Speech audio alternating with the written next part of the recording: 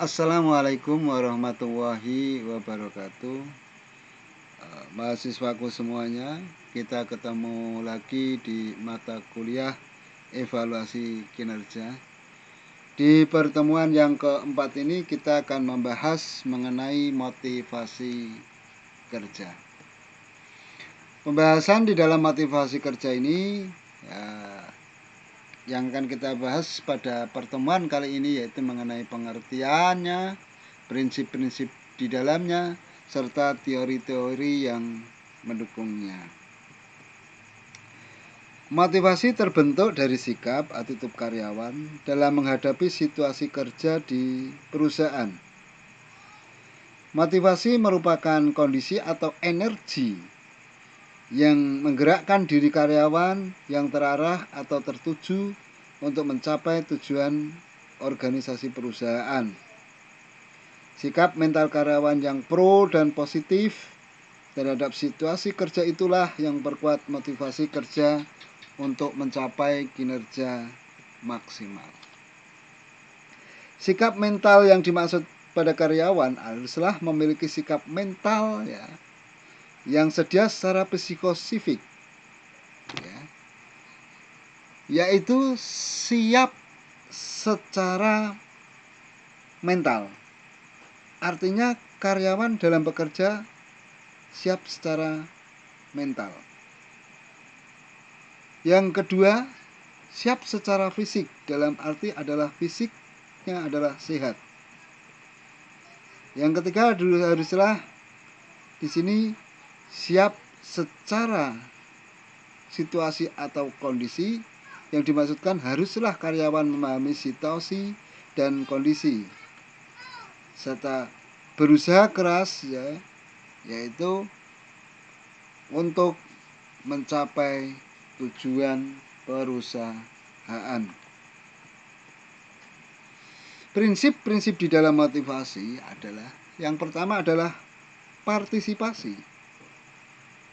Yang dimaksudkan adalah di dalam upaya motivasi kerja, pegawai perlu diberikan kesempatan ikut berpartisipasi dalam menentukan tujuan yang akan dicapai oleh pemimpin. Selanjutnya adalah komunikasi, bahwa pemimpin haruslah mengkomunikasikan segala sesuatu yang berhubungan dengan usaha pencapaian tujuan dengan informasi yang jelas.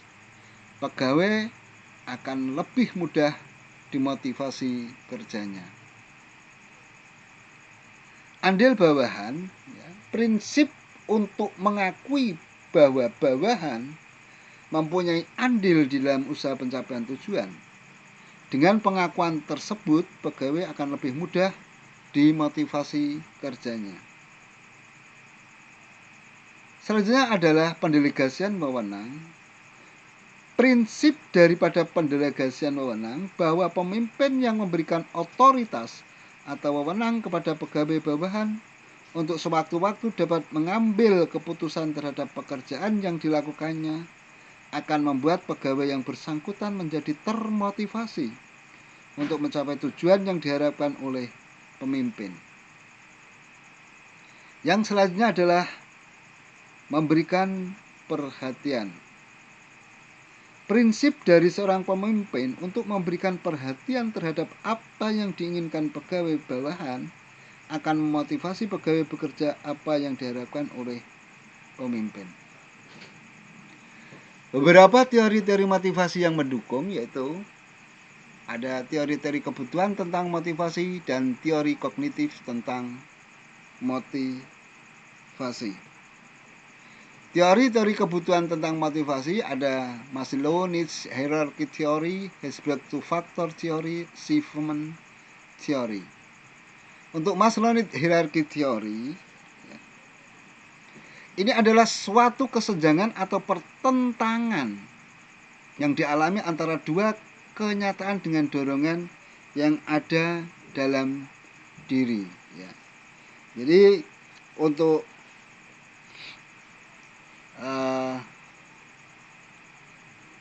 Maslow Needs Hierarchy Theory ini adalah dikembangkan oleh Abraham Maslow, yaitu yang terkenal dengan bentuk hierarkinya, yaitu hierarki kebutuhan manusia. Di dalam hierarki kebutuhan manusia miliknya Maslow ini adalah yang pertama kali kebutuhan tentang fisiologis, yaitu di sini adalah kebutuhan untuk contoh seperti makan, minum, perlindungan fisik, bernafas, seksual. Kebutuhan fisiologis ini merupakan kebutuhan tingkat terendah atau disebut pula sebagai kebutuhan yang paling dasar. Selanjutnya adalah kebutuhan rasa aman, yaitu kebutuhan akan perlindungan dari ancaman bahaya, pertentangan, dan lingkungan hidup.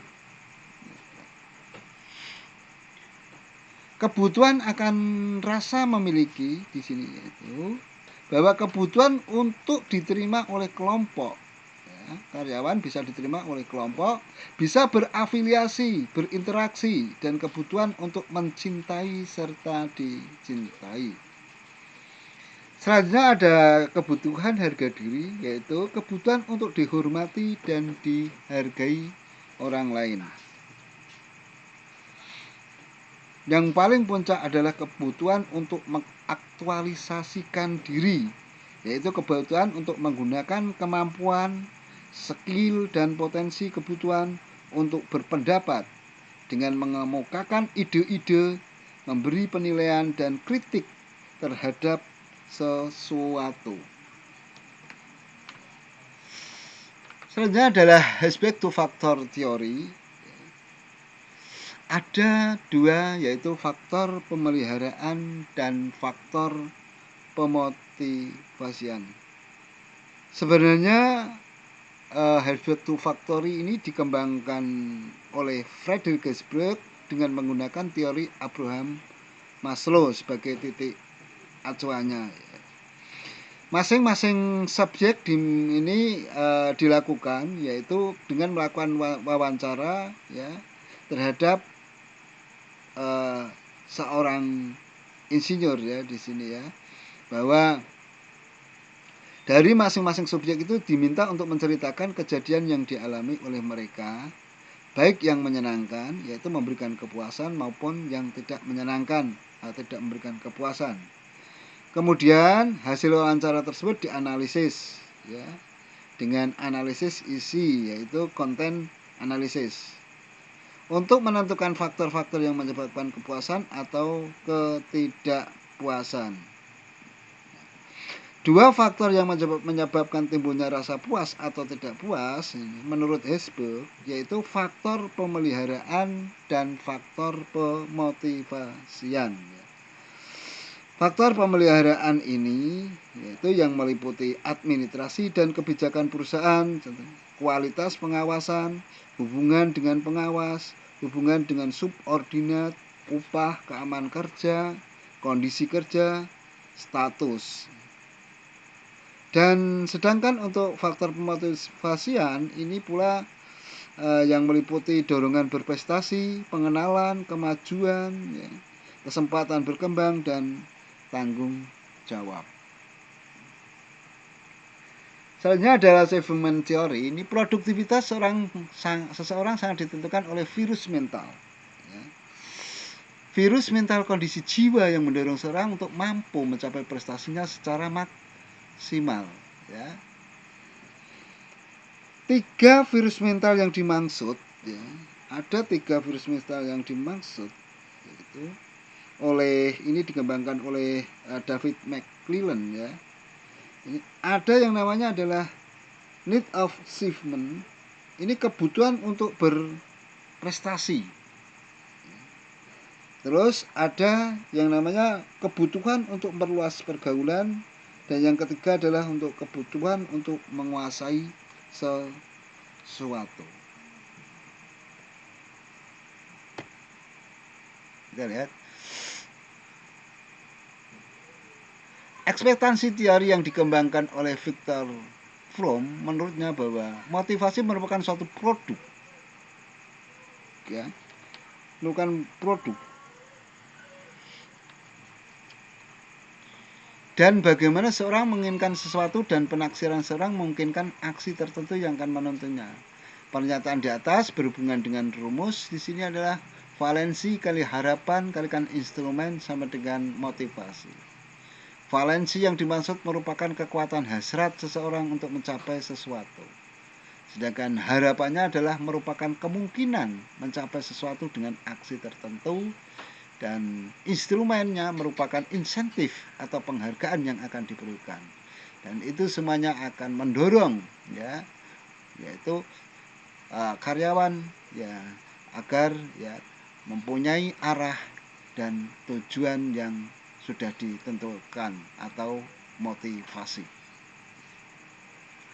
Yang selanjutnya adalah equity theory. Teori ini dikembangkan oleh Adam. Adapun komponen dari teori ini adalah input, outcome, comparison person, dan equity inequity. Input adalah semua nilai yang diterima pegawai yang dapat menunjang pelaksanaan kerja, seperti pendidikan, pengalaman, skill, peralatan pribadi, dan lain-lain. Sedangkan outcome-nya adalah upah, ya, keuntungan tambahan, kesempatan berprestasi. Untuk comparison person adalah seorang pegawai dalam organisasi yang sama atau berbeda atau pekerjaan sebelumnya. Equity adalah perbandingan dari input, outcome, dan comparison person. Dan apabila tidak seimbang maka dinyatakan adalah inequity. Selanjutnya adalah goal setting theory. Ini dikembangkan oleh Edwin Loeb. Ia berkesimpulan bahwa penetapan suatu tujuan tidak hanya berpengaruh pada pekerjaan saja, tapi juga merangsang karyawan untuk mencari atau menggunakan metode kerja yang paling efektif. Oke, kita ketemu lagi di pertemuan yang akan datang. Saya akhiri sekian. Assalamualaikum warahmatullahi wabarakatuh.